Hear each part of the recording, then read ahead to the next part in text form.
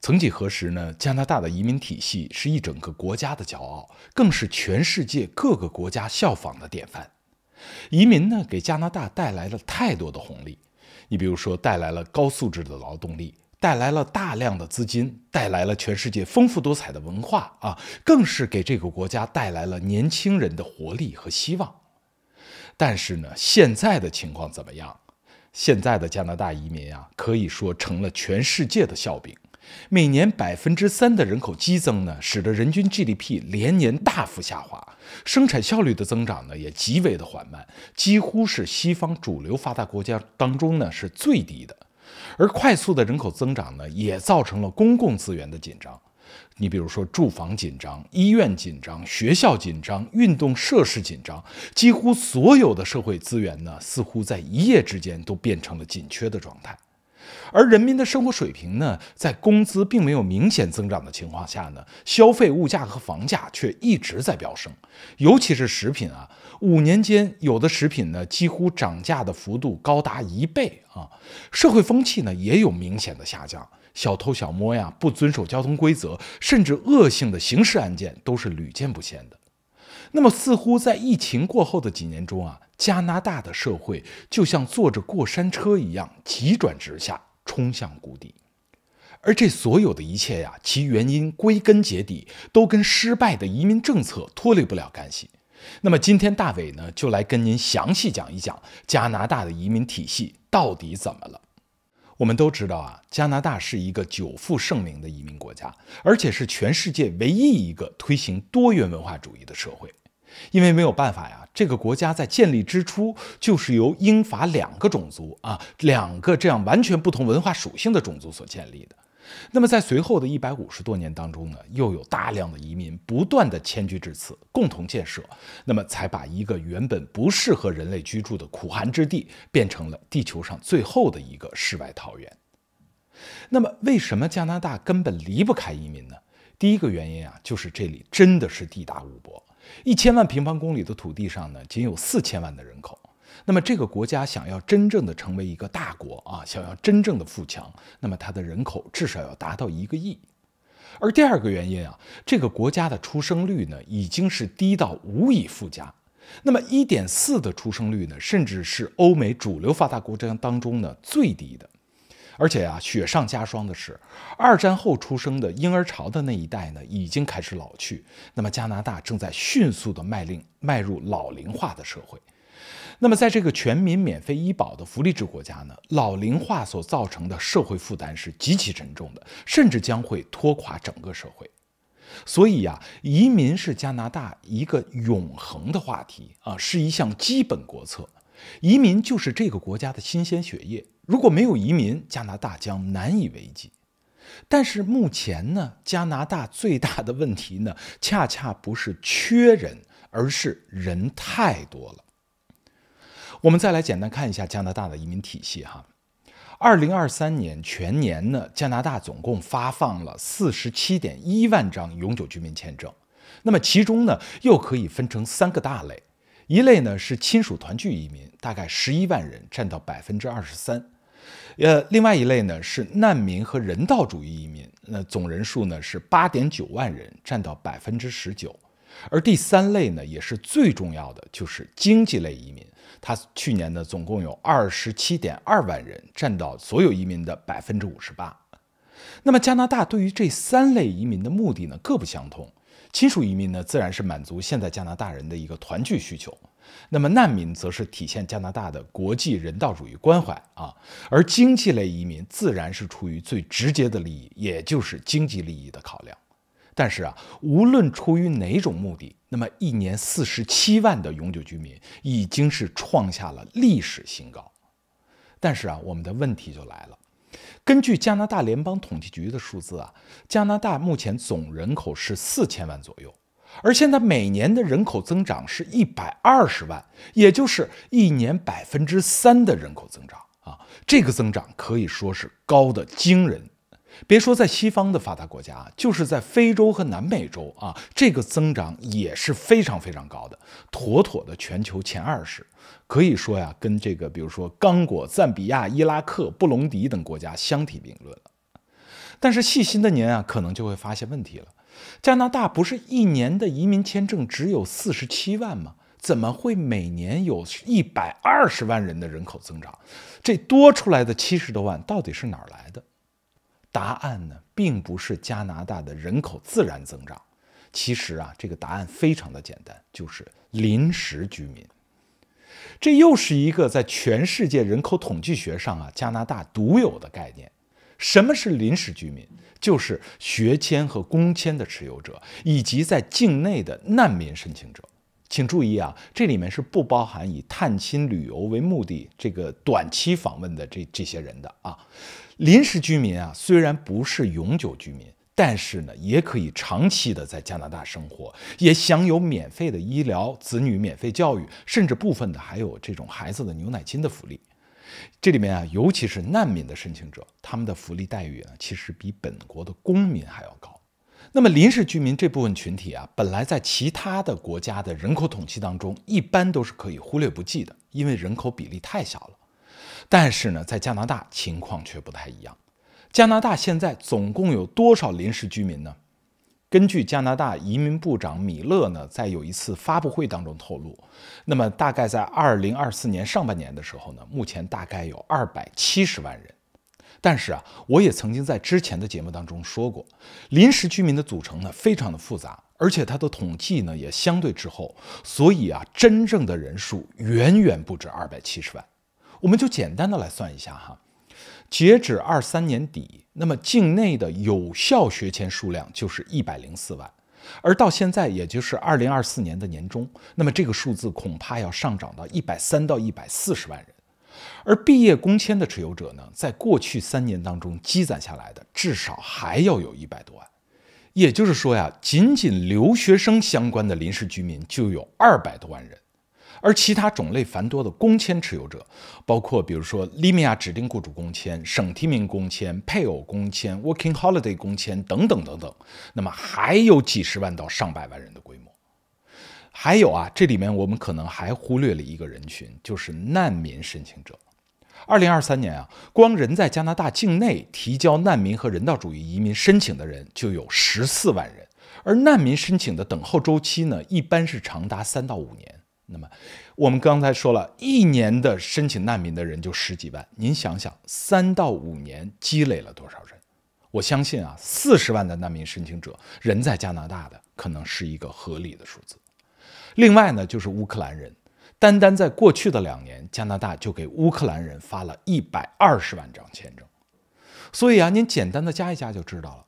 200多万的留学生和毕业生啊，100多万的工签持有者，大几十万的难民，再加上几十万的乌克兰人，我相信啊，400多万的临时居民都是保守的估计。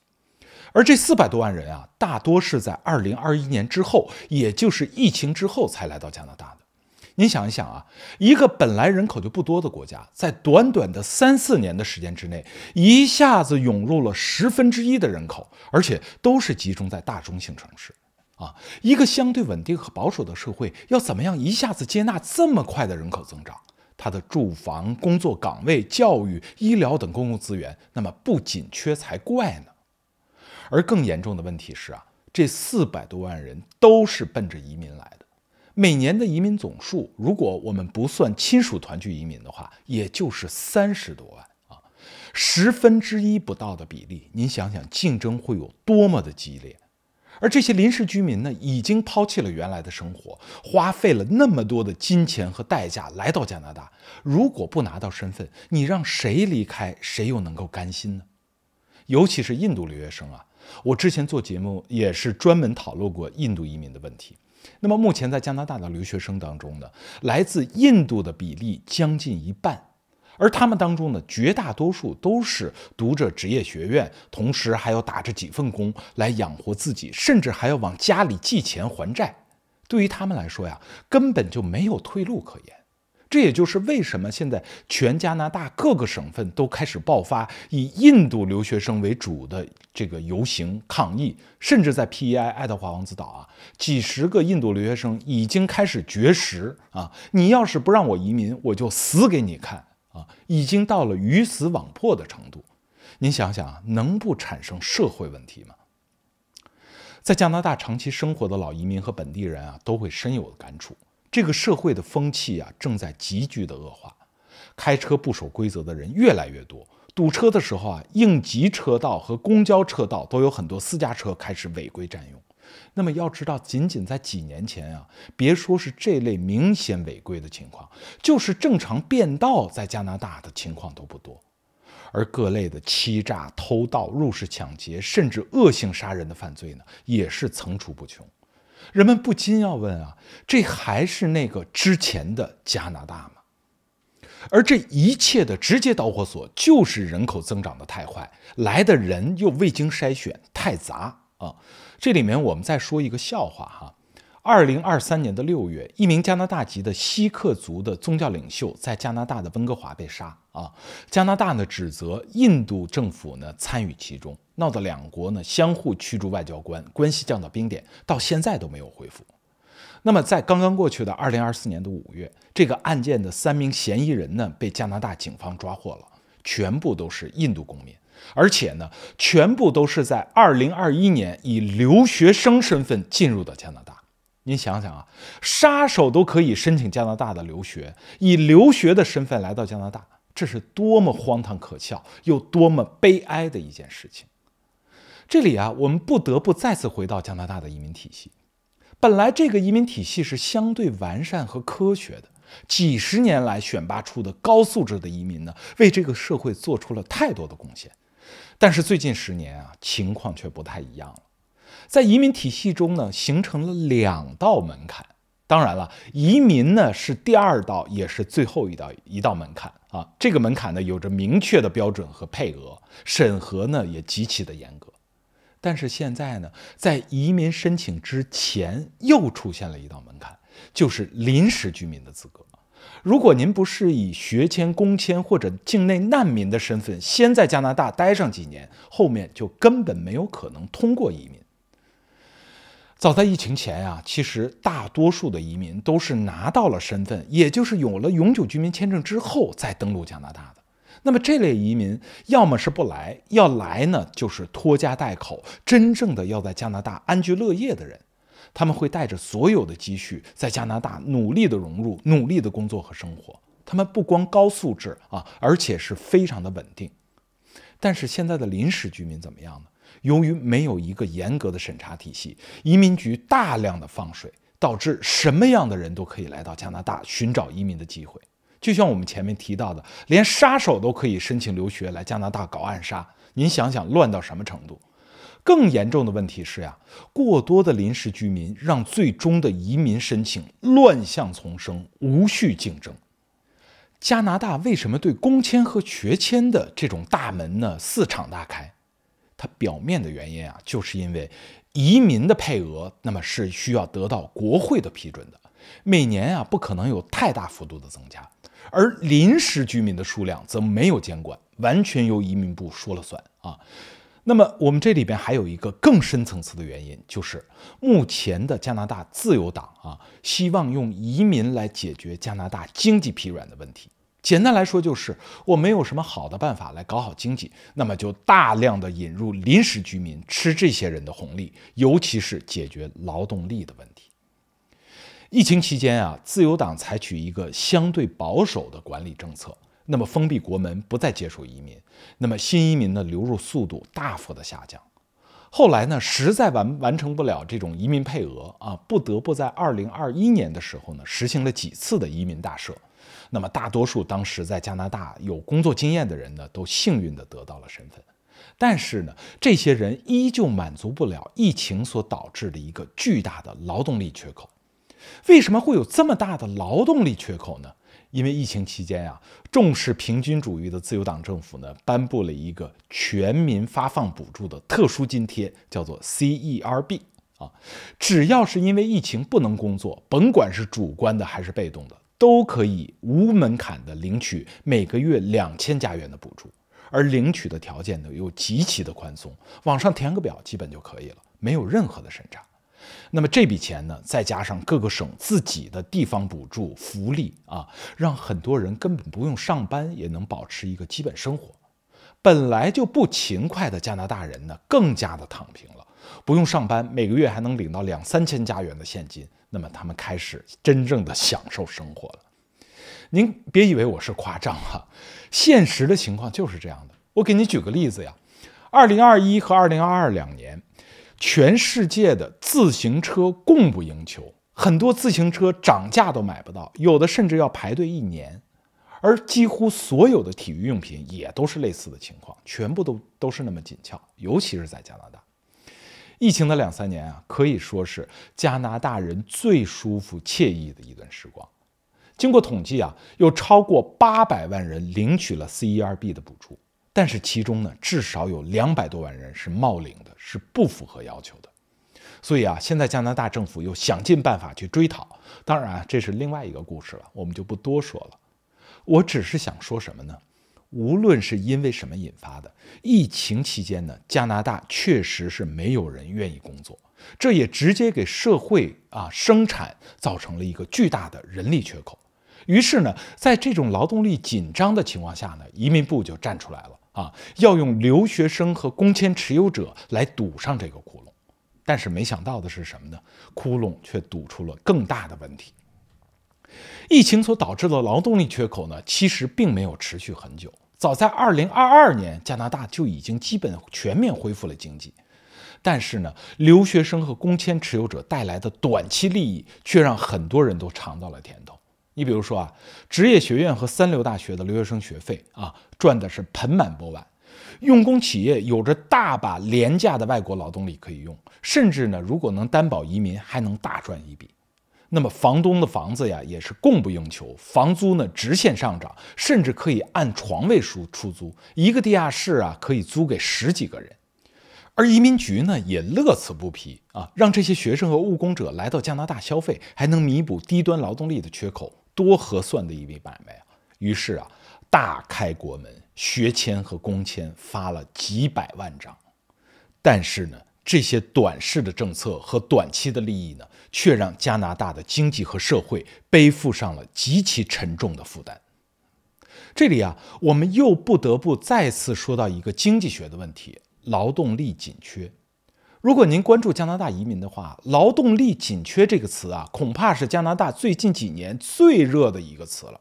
自由党政府，尤其是移民部无时无刻的不再提醒着民众，我们有太多的劳动力缺口，我们太缺人了，我们的经济不好就是因为缺少劳动力我们的房价高就是因为缺少建筑工人我们的幼儿园紧缺就是因为幼教太少，我们的医院排队时间长就是因为医护人员紧缺这些说法您一听还蛮有道理的，但是您只要稍微一加思考就知道了，好像并不是那么一回事。劳动力紧缺，我们换一个角度来看的话，不就是意味着人少工作岗位多，不就是高就业率吗？毕业生一毕业，您想就有几个工作 offer 在那等着。一个中年人跳槽，永远有更高薪的选择。一个新移民来到加拿大，经过简单的职业培训就能找到工作。工作等着人，这难道不是好事吗？高就业率，这难道不就是一个健康经济发展的一个标准吗？所以所谓劳动力短缺本来就是一个偷换概念，在现代经济学上是不成立的。我们抛开经济学概念单说现实情况，加拿大真的存在劳动力紧缺吗？任何一个人在加拿大生活的人都应该知道，现在的工作是有多么的难找。一个岗位的招聘信息放出来一下子就能收到几百上千份简历。一个大学生毕业走向社会，找到对口的工作的希望是有多么的渺茫。而一个新移民来到加拿大，重新走向工作岗位又是有多么的艰难。我就实在搞不明白加拿大移民局口中的劳动力缺口是在哪里呢？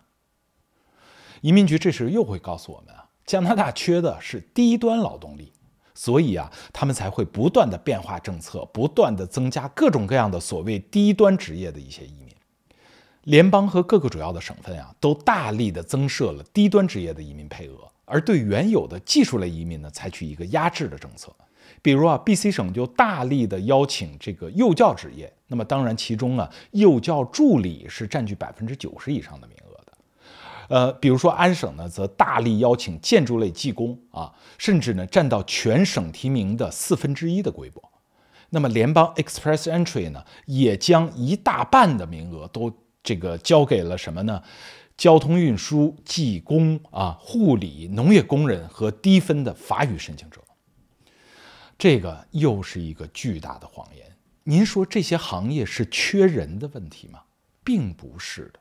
比如说 BC 省为什么孩子入园难？那是因为幼教的工资低，在 BC 省这样一个生活成本极高的地方，当幼教是养不活自己的。而地方政府对幼教行业的补助力度也不够，开幼儿园不赚钱，所以幼儿园才少。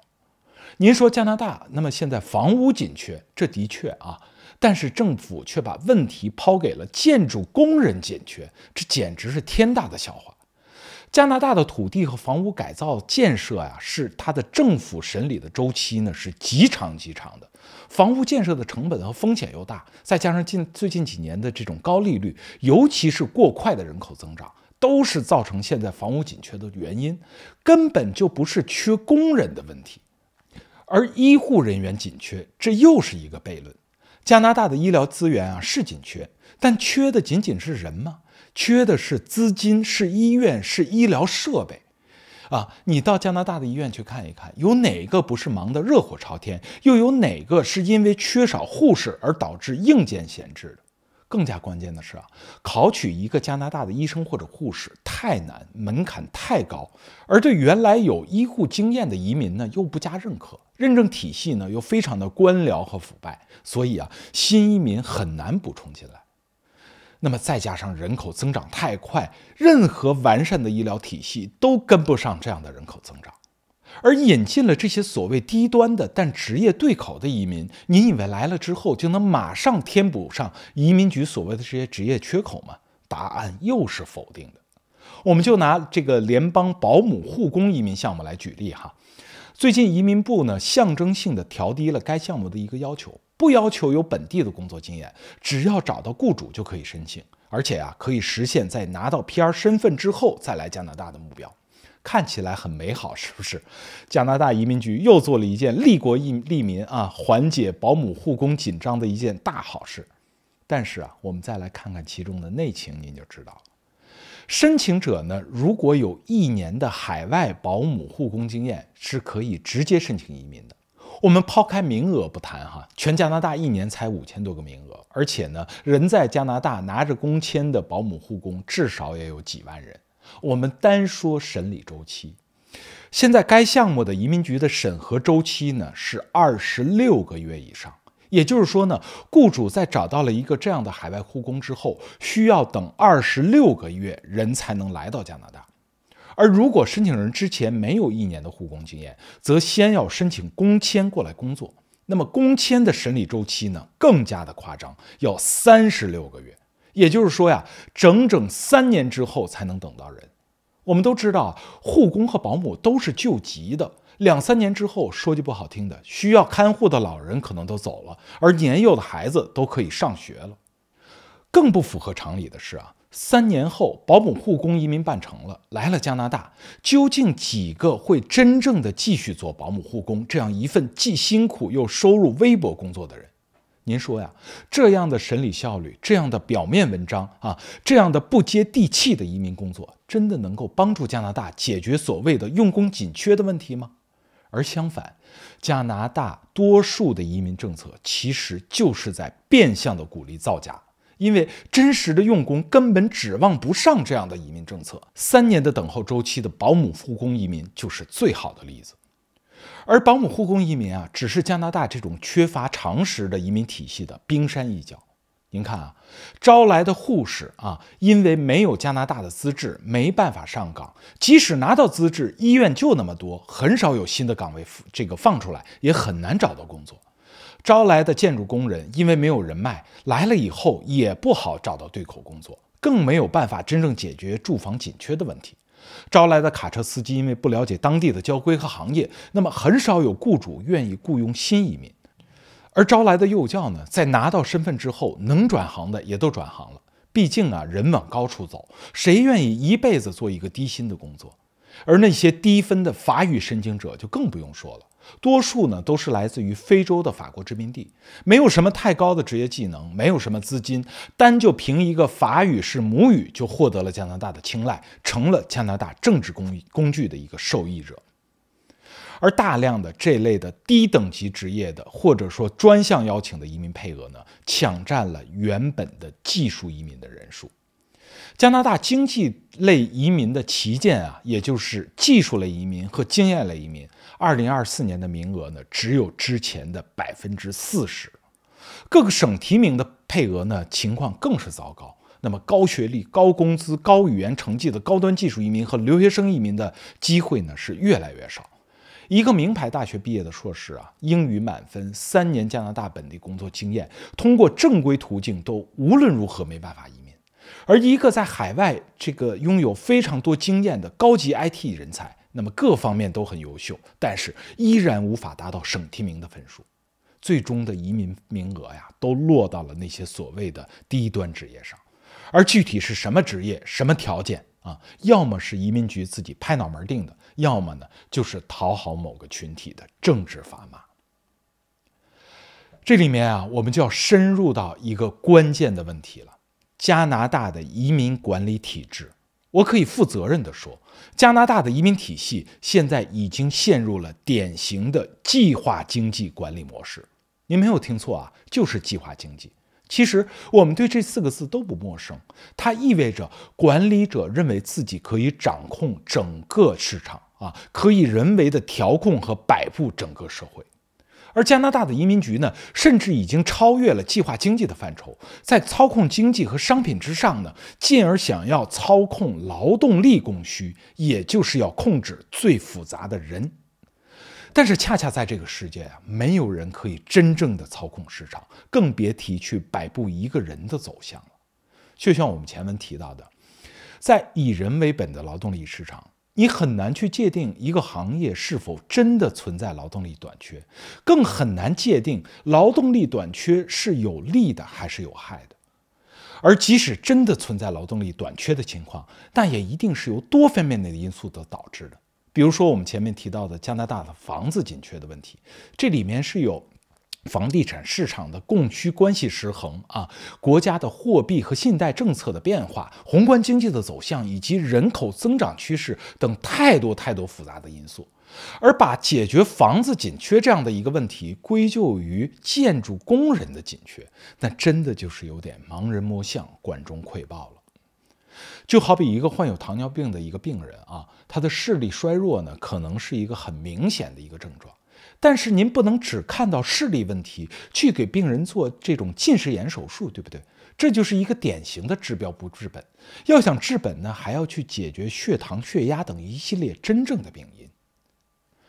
最近几年的移民啊，不但没有给加拿大带来可见的好处，反而是让这个社会迅速的衰落，尤其是给加拿大本国的低收入阶层和年轻人造成了巨大的冲击。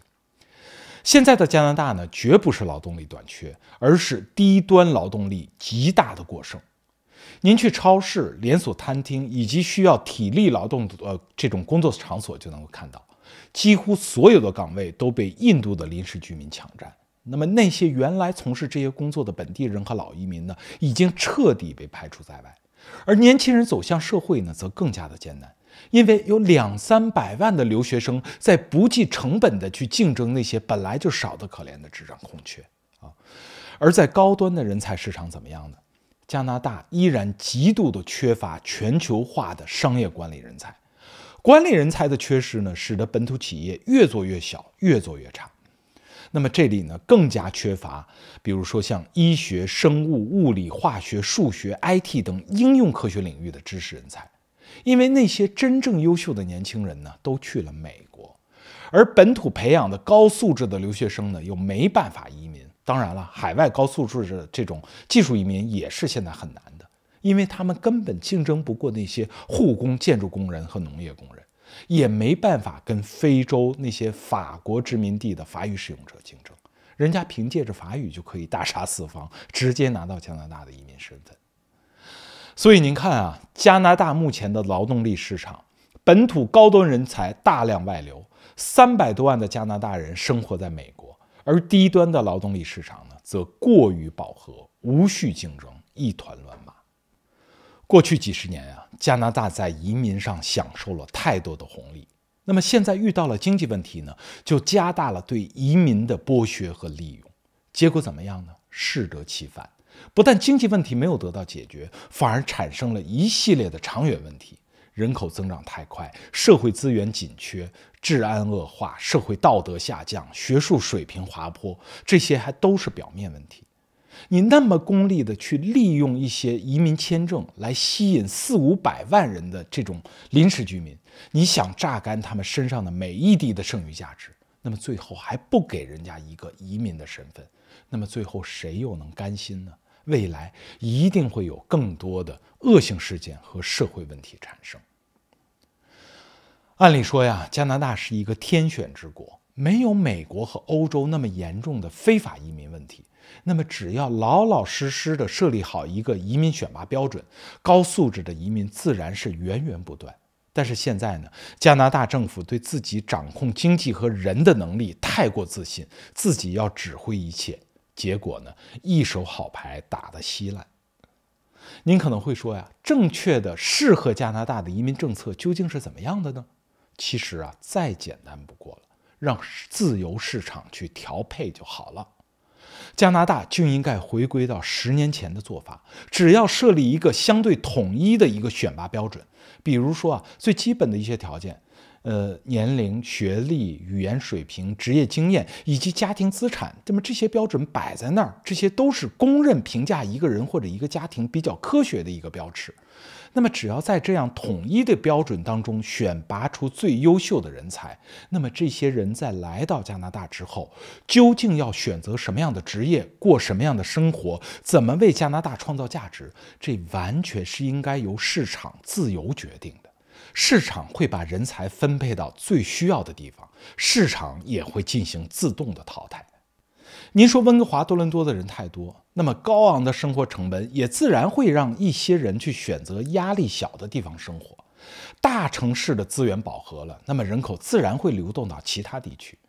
您说某个行业缺人，如果真的是公平市场所导致的劳动力短缺，那自然而然会有人去瞄准这块空白，马上就有人补充进来。而相反的，靠人为的行政手段去规定移民必须要做什么职业，去在什么地区生活，从长远来看呢，根本就不现实，而且会出现反效果。自由市场、自由意志，这不就是西方社会发展了几百年的一个常识吗？说白了，加拿大目前的问题呢，就出在自由党政府，甚至就出在总理小特鲁多身上。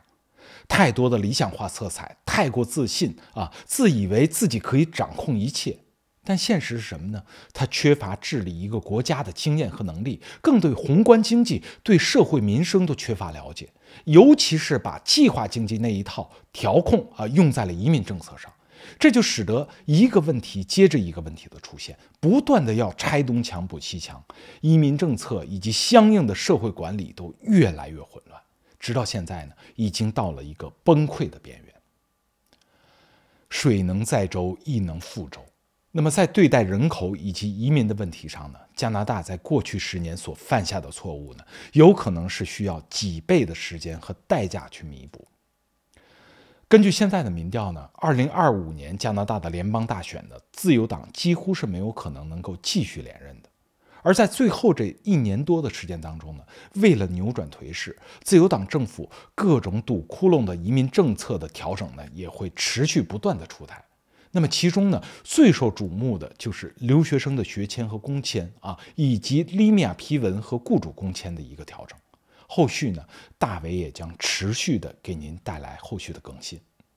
但是无论如何呀，我们只能寄希望于下一届政府能够给移民政策以及加拿大社会带来一个改变。还好呢，这个社会已经意识到了问题的存在，那么这个社会呢，也有一个纠错机制的存在。对于我们普通的加拿大民众来说呢，最好的一个办法就是表达出自己的意见，并且利用好手里的选票，为这个社会重新步入正轨尽自己最大的努力。好了，感谢您收看本期的大伟探秘加拿大，我们下期再见。